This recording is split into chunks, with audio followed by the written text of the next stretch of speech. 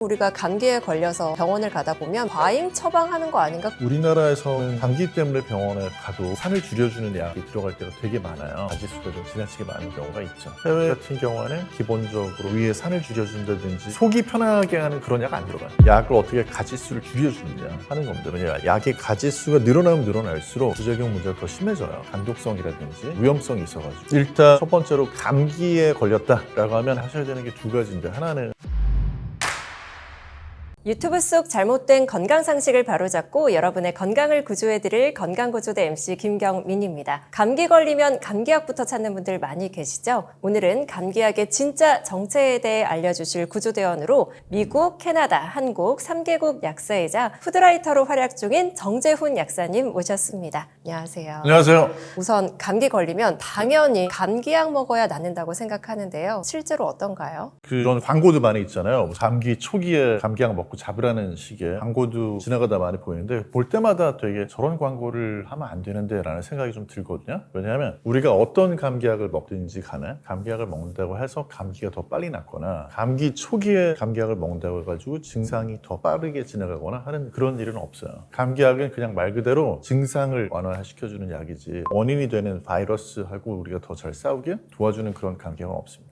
그러면 그런 농담도 있잖아요. 그냥 있으면 감기는 7일, 약 먹으면 일주일. 그게 진짜 맞는 말인가요? 그건 맞는 말이에요. 근데 그럼에도 불구하고 감기약을 찾게 되는 거는 감기가 더 빨리 나으려고 찾는 게 아니고, 감기 때문에 불편한데 그 7일 동안을 나는 도저히 못 참겠다 하면 그 콧물이나 재채기나 기침이나 이런 걸 좀 줄여보려고 약을 먹는 거지, 먹는다고 해가지고 일주일이나 7일이나 마찬가지잖아요. 기간 단축되지는 않습니다. 그리고 또 많은 분들이 코감기든 기침이든 그냥 종합감기약을 찾는 분들이 많더라고요. 종합감기약은 어떤 구조인지 이런 것도 좀 말씀해 주시면 좋을 것 같아요. 종합감기약은 감기에 여러 가지 증상이 있잖아요. 콧물, 재채기, 가벼운 두통, 열이 살짝 난다든지 이런 것들을 약을 다 넣어놓은 거예요, 그냥. 그래서 종합감기약 같은 경우는 그거를 드신다고 해가지고 특별히 문제가 될 건 없고요. 다만 증상이 다 있는 게 아닌 경우에는 불필요하게 약을 쓴다는 차원에서 굳이 종합보다는 증상에 맞춰서 감기약을 먹는 게 좋다라는 얘기도 나오는 건데, 종합감기약밖에 없다, 약을 사러 나가긴 또 귀찮다 할 때는 종합감기약 드신다고 해가지고 또 크게 문제가 되지는 않습니다. 문제되진 않지만 웬만하면 증상에 맞게 먹어야겠네요. 또 궁금한 게, 감기 걸리면 초기에는 약국에서 사놨던, 약국에서 파는 감기약을 먹었다가 잘 안 낫네 싶으면 병원 가서 감기약을 처방받거든요. 혹시 병원 약과 약국에서 파는 약과 차이가 있나요? 제일 대표적인 거는요, 병원에서 처방하는 약 같은 경우에는 마약성 진해제 성분이 들어가기 때문에 기침이 심한 그런 경우에는 병원에서 처방받아서 조제를 약국에서 한 그런 약이 좀 더 잘 들을 수 있어요. 그리고 감기가 아니고 세균성 감염이었다, 그런 경우에는 병원에서 처방받아서 항생제를 사용하시는 게 도움이 될 수 있는데, 일반적인 감기일 때는 굳이 병원까지 안 가셔도 되고 약국에 있는 약으로도 충분히 증상의 완화가 될 수 있고, 경우에 따라서는 그런 약조차도 필요하지 않은 그런 때도 또 많이 있습니다. 그리고 우리가 감기에 걸려서 병원을 가다 보면 병원마다 처방전이 다 다르더라고요. 처방 받는 대로 먹으면 되는 건가요? 일단은 병원 가셨으면 믿고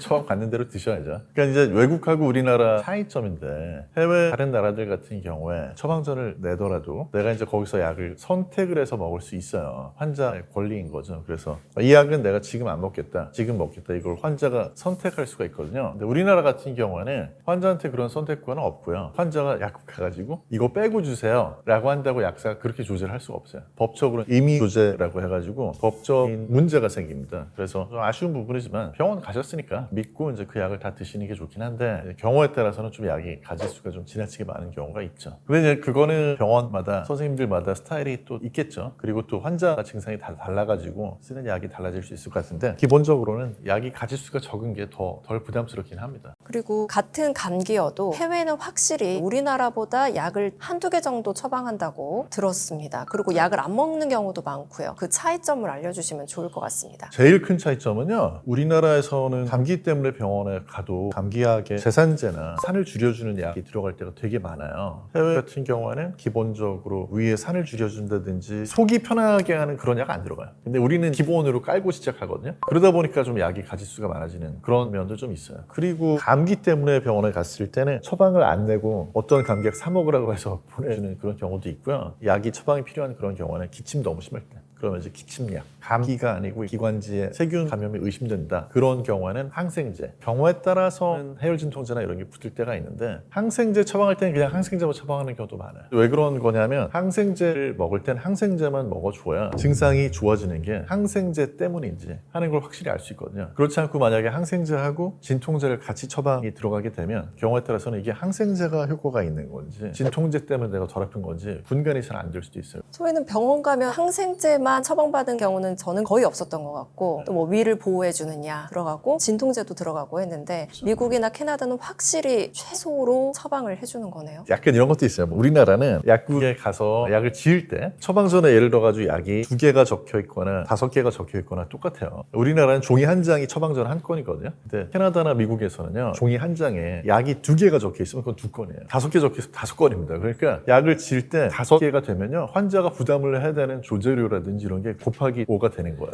그러니까 당연히 병원에 가는 그런 환자들이 보험으로 이게 완전히 다 그냥 커버가 되는 그런 사람이 아닌 이상은 약이 가지수가 늘어나면 자기가 부담해야 되는 금액 자체가 올라가기 때문에 그걸 좋아하지 않아요. 그러다 보니까 약을 가지수가 적게 하는 그런 경향도 있습니다. 우리나라는 기본적으로 약을 10개를 먹는 분이나 2가지만 적혀 있는 분이나 약국에서 내는 조제료나 이런 것들이 차이가 안 나기 때문에 그런 부분에서 불합리한 부분도 있긴 해요. 왜냐면 약을 2가지 먹는 분보다는 10가지 먹는 분들한테 약사가 조제를 할 때도 더 품이 들어갈 거고 상담도 더 많이 해줘야 되잖아요. 근데 이제 그런 부분이 구별이 안 되는 게 좀 아쉬운 부분입니다. 그럼 금액 부분 외에도 효능 면에서도 부작용도 생각하면 사실 많은 게 좋지가 않은데 그렇죠. 그러니까 이제 그거는 감기만 그런 게 아니고요. 전체적으로 봤을 때 해외 여러 나라들에서도 추세가 뭐냐면 약을 어떻게 가지수를 줄여주느냐 하는 겁니다. 왜냐하면 약의 가지수가 늘어나면 늘어날수록 상호작용이라든지 부작용 문제가 더 심해져요. 그래서 단어까지 생겨났거든요. 약의 가지수를 의사가 점검해서 줄여주는 거를 deprescribing이라고 그래가지고 그걸 많이 권장을 하고 있어요. 미국 캐나다 이야기 잠시 해주셨는데 우리는 좀 과잉 처방하는 거 아닌가 그런 기분이 들 때가 있거든요. 그렇게 보이는 경우가 있죠. 이제 그렇게 되는 원인 중에 하나는 약을 또 많이 처방을 해줘야지 좋아하는 그런 분들이 많아서 그렇게 되는 경향도 좀 있거든요. 근데 대체로 어떻게 생각하시면 되냐면 병원이나 의원을 갔는데 약을 가지수가 적게 주는 곳이 더 좋다 이렇게 생각하셔도 될 것 같아요. 근데 이제 대체로 그런 경우가 가서 보면 약을 가지수를 적게 주는 병의원이 더 바빠야 될 것 같은데 엄청 많이 주는 병원을 또 찾아가시는 분들이 더 많아요. 저는 사실 그래서 병의원을 갈 때 이비인후과라든지 내과, 가정의학과 이런 데 병원 갈 때는 저만의 원칙인데 제가 병원을 찾아갈 때는 덜 바쁜 병원을 찾아갑니다. 왜냐하면 바쁜 병원 가면은 경우에 따라서는 병원에 제가 감기 있어가지고 갔다가 다른 분 감기 옮아가지고 와요. 너무 막 병원이 북적북적 하니까. 그리고 대체로 보면 안 바쁜 병원이 오히려 불필요한 치료라든지 이런 거를 좀 적게 하는 경우가 더 많아요. 그래서 저만의 원칙이지 모든 분들한테 이렇게 하시라고 말씀드릴 수는 없겠지만 굳이 막 저 병원 가면은 2시간을 기다려야 되는데 3시간 기다려야 된다. 그런 데를 찾아가는 경우는 저는 좀 많지 않은 것 같아요.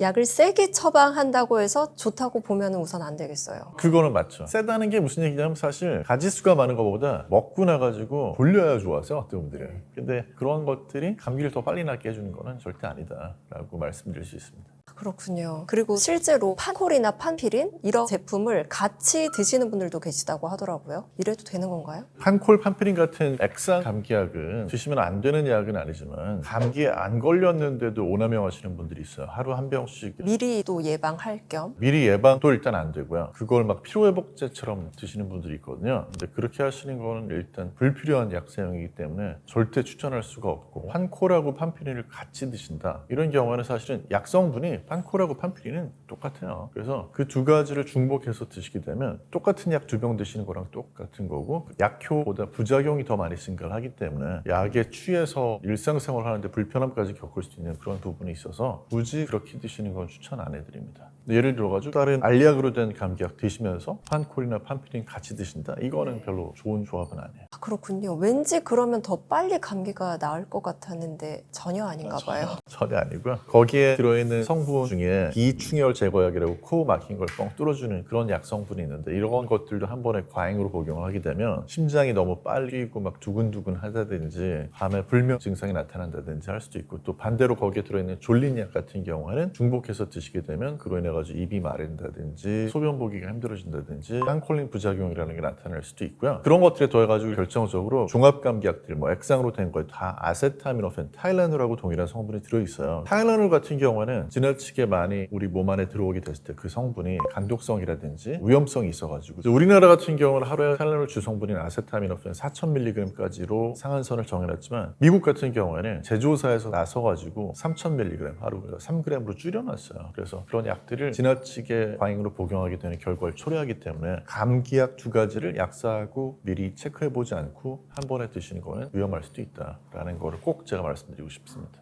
그리고 감기약 하면 정말 궁금했던 건 항생제입니다. 항생제 필요해요 이렇게 처방받는 경우가 있거든요. 항생제 먹으면 좀 더 뭐가 더 좋은 건가요? 일단 첫 번째로 감기에 걸렸다라고 하면 항생제는 전혀 도움이 되지 않습니다. 그래서 감기에 항생제는 절대 사용하지 않도록 권고를 하는 게 일반적인 가이드라인이고요. 그 이유는 뭐냐면 항생제는 세균을 죽이거나 또는 세균이 우리 몸에서 증식하는 걸 막아주는 그런 약인데 감기 자체는 약 200가지의 바이러스 중에 하나에 감염이 돼서 생기는 그런 질환이거든요. 그러니까 바이러스 때문에 문제가 생겼는데 세균을 죽이겠다고 항생제를 투입을 하는 거는 잘못된 거죠. 그래서 감기 걸렸을 때 항생제는 절대 사용을 권고하지 않는데 그럼에도 불구하고 감기인 줄 알고 병원에 갔는데 항생제를 처방을 했다 하면 어떤 경우가 있냐면 나는 감기인 줄 알고 갔지만 사실은 급성으로 기관지나 이런데 세균으로 인한 어떤 염증이나 이런 게 생겼을 때 그때는 항생제 처방이 있을 수 있는 거고 그럴 때는 문제가 세균이었으면 항생제 들어간 약 처방을 그대로 조제해가지고 드시게 되면 빠르게 낫는 경우도 있죠. 근데 이제 이거는 보통 감기 자체로 그렇게 되는 게 아니고요. 감기에 걸렸는데 한 1, 2주 정도 지나면 증상이 사라져야 되잖아요. 그런데 어떤 경우는 감기 걸리고 나서 일주일, 열흘 됐는데 증상이 더 심해지는 경우가 있어요. 어떤 경우냐면 처음에는 바이러스로 인해서 감기에 걸렸는데 그 감기로 인해서 2차적으로 세균성으로 기관지염이 오는 경우가 있거든요. 그런 경우에는 병원을 한번 가보셔야 되고 항생제 처방을 받으면 빨리 나을 때가 있어요. 저는 지금까지 감기에 걸렸을 때 항생제 처방받으면 좀 더 빨리 낫는 줄 알았는데 정말 큰 오해였네요. 그런 분들 진짜 많고요. 그래서 그런 분들이 병원에 가가지고 자꾸 항생제 처방해달라고 하니까 그것 때문에 또 항생제가 과도하게 사용이 되는 그런 폐해도 나와요. 네, 그리고 말씀하셨지만 감기에 걸렸는데 계속 안 나아서 감기약을 한 달 정도 먹었어 하는 경우도 많아요. 괜찮은가요? 그래서 기준을 일주일에서 2주일 정도로 보셔가지고 일주일 사이에 보통 감기는 증상이 안 좋아졌다가 사그라들어야지 되는데 일주일에서 열흘 정도 지났는데 오히려 이거는 더 안 좋아진다. 이런 경우에는 너무 참지 마시고 병원을 한번 가보셔야 될 수도 있어요. 왜냐하면 감기 자체는 큰 문제를 안 일으키지만 감기 뒤에 2차적으로 어떤 그런 세균 감염 같은 게 왔을 때 이거는 제때 대응을 해주지 않으면 경우에 따라서는 더 심각한 질환으로 이어질 수 있기 때문에 그래서 너무 오래 참지는 마시고 대부분의 경우에는 내가 참을 만한 정도고 이게 좀 나아지는 것 같다라고 한다면 그때는 가벼운 감기약이나 약 없이 그냥 집에서 쉬면서 지나가길 기다려 볼 수 있는 거죠. 그럼 특히 영유아나 고령층이 감기약을 먹을 때 주의해야 할 사항이 있을까요? 영유아 같은 경우는 사실 제일 문제가 뭐냐면 아기가 감기 걸렸는지 뭐가 걸렸는지 정확하게 물어볼 수가 없잖아요. 지금 말도 못하는 아기한테 우리 아기 증상이 어느 정도니? 참을 수 있겠어? 열은 어떤가? 뭐 이렇게 물어볼 수 없잖아요. 그래서 영유아 같은 경우는 안 좋아 보인다 하면 쌕쌕하는 소리가 난다든지 숨을 쉴 때 기침 소리가 너무 막 이렇게 캉캉 이럴 때는 혹 다른 질환이 아닌지 또 그 열이 날 때도 그냥 뭐 고열이 난다든지 아기가 막 목이 뻣뻣하다든지 이런 것들이 내가 약국에서 약 사가지고 할 수 없는 그런 경우거든요. 그런 때는 병원을 데려가셔야 되겠고 어르신들 같은 경우에는 기본적으로 문제가 드시는 약이 많아요. 그래서 어르신들의 경우에는 감기약 하나를 먹을 때도 본인이 원래 가는 단골 약국 가셔가지고 내가 원래 먹고 있는 약하고 감기 때문에 먹는 약이 혹시 충돌하진 않는지 또는 내가 가지고 있는 질환 고혈압이라든지 당뇨병이라든지 신장질환 이런 걸 앓고 계시는 분들은 내가 그런 약을 먹어도 되는 상황인지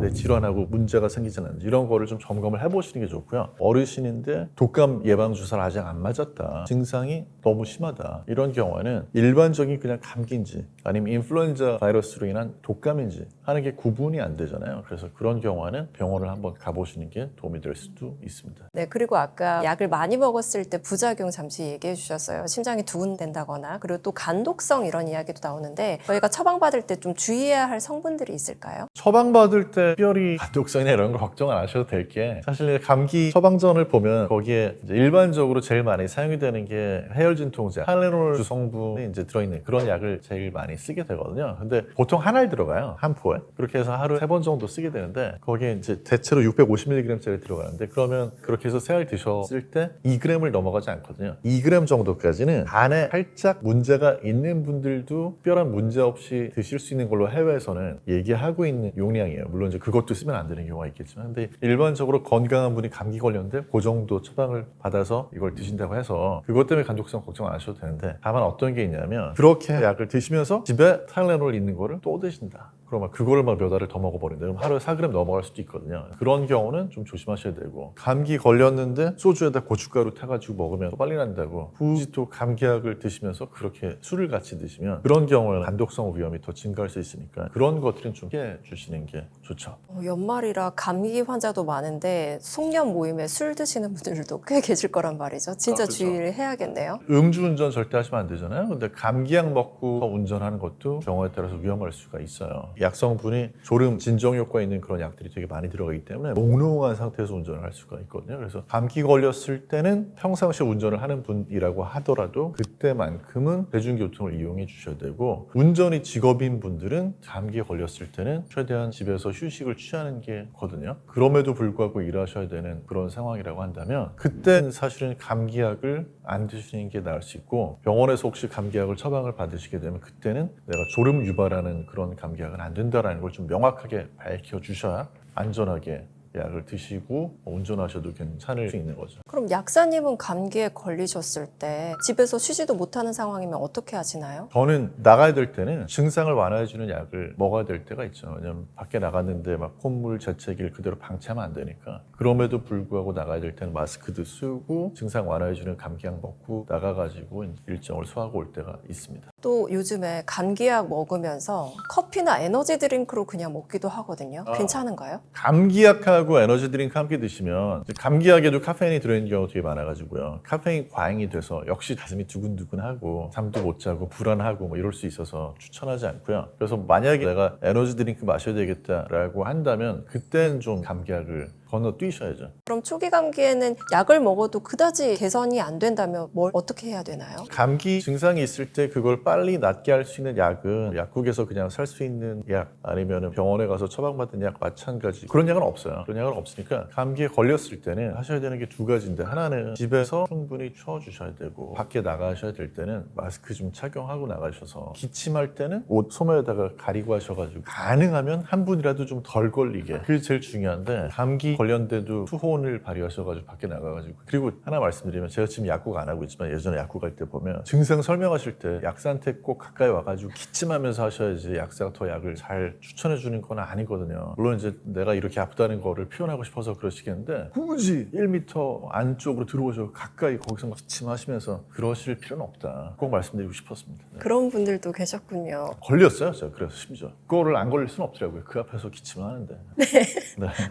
그렇군요. 그러면은 다른 사람한테 안 옮기게 하는 것도 중요한데 감기에 도움이 되는 방법 뭐가 있나요? 감기 걸렸을 때 보통 우리가 일주일로 얘기를 하지만 증상이 1주에서 2주까지 가거든요. 근데 어떤 사람이 감기 증상이 더 오래 가는지는 나와 있어요. 흡연을 하면 더 오래 갑니다. 당연한 거죠. 흡연을 하면 호흡기 쪽의 증상이니까 감기가 더 오래 갈 수밖에 없고요. 감기에 걸렸는데도 불구하고 과도한 음주를 한다든지 몸을 더 피곤하게 만들면 당연히 증상이 더 심해지고 더 오래 갈 수 있거든요. 그래서 그런 것들은 좀 자제를 해주시는 게 좋습니다. 그리고 한 발 더 나아가서 어떤 분들은 나는 오히려 감기약을 안 먹으니까 감기가 빨리 나은 것 같다라기도 하더라고요. 실제로 그럴 수가 있나요? 근데 그렇진 않아요. 그냥 감기에 걸려서 약 없이 할 때하고 감기약을 드셨을 때하고 비교를 해보면 증상이 나타나는 어떤 그런 기간이 단축되지도 않지만 그렇다고 늘어나지도 않거든요. 다만 이제 어떤 경우가 있냐면, 감기에 걸렸을 때 모든 감기가 증상이 똑같이 일주일 이렇게 가는 건 아니고, 어떤 감기는 감기 걸리는 듯 했다가 이미 겪어본 바이러스여가지고 어느 정도 면역이 돼서 빨리 지나가는 경우가 있고, 어떤 거는 심한 경우가 있잖아요. 그러면 대체로 보면 감기약을 찾게 되는 거는 걸렸을 때 조금 증상이 더 심할 때 찾게 되니까, 그러다 보니까 오히려 약을 먹었을 때 내가 더 감기가 오랫동안 가는 것 같고, 약 안 먹고 지나갈 때는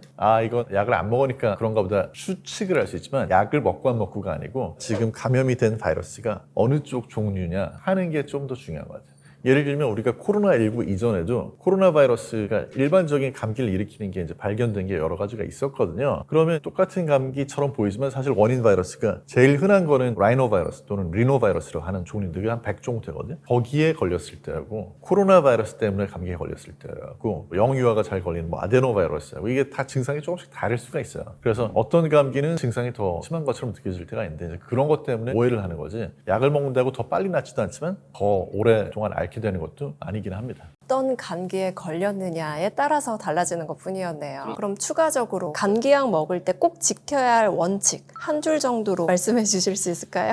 감기약은요, 하루에 2번, 3번 먹어야 된다고 쓰여있는 그런 감기약도 그걸 다 드셔야 되는 건 아니에요. 증상에 따라가지고 오늘 내가 그냥 한 번만 먹어도 될 것 같다고 한 번만 드셔도 되거든요. 그걸 3번 다 지켜 드신다고 더 빨리 나는 건 아닙니다. 다만 병원에서 약을 처방받으셨을 때 병원에서 하루에 뭐 2번, 3번 이렇게 이야기를 들었을 때는 그때는 그대로 맞춰서 드셔주시는 게 나을 수도 있습니다. 병원 약도 병원에서 약을 또 처방을 하면서 선생님들이 이 약은 그냥 증상 맞춰가지고 먹다 안 먹다 해도 된다 이런 설명 드릴 때도 있거든요. 그럴 때는 그냥 그대로 해주셔도 그렇게 한다고 해서 전혀 문제가 생기지 않는다라고 기억을 하시면 될 것 같습니다. 그리고 또 감기약 중에서 마약 성분이 있는 게 있다고 또 들었어요. 감기약에 왜 마약 성분이 들어가냐면요. 이제 마약 성분이라는 게 쉽게 얘기해서 오피오이드계 진해제죠. 기침을 멈춰주는 그런 약인데 아편 계열 진해제, 진통제라는 약인데 이런 성분들이 감기약에는 들어가요. 감기약에 들어가는 주 목적은 진통이 아니고 기침을 멈추는 겁니다. 그래서 어떤 약을 먹어도 기침이 잘 조절이 안 되던 분들이 이제 그런 성분이 들어있는 기침약을 먹게 되면은 기침이 딱 멈춰요. 몇 시간 동안이라도 멈추거든요. 그래서 정말 또 기침하면 안 되는 그런 자리에 가야 될 때는 유용할 수 있는데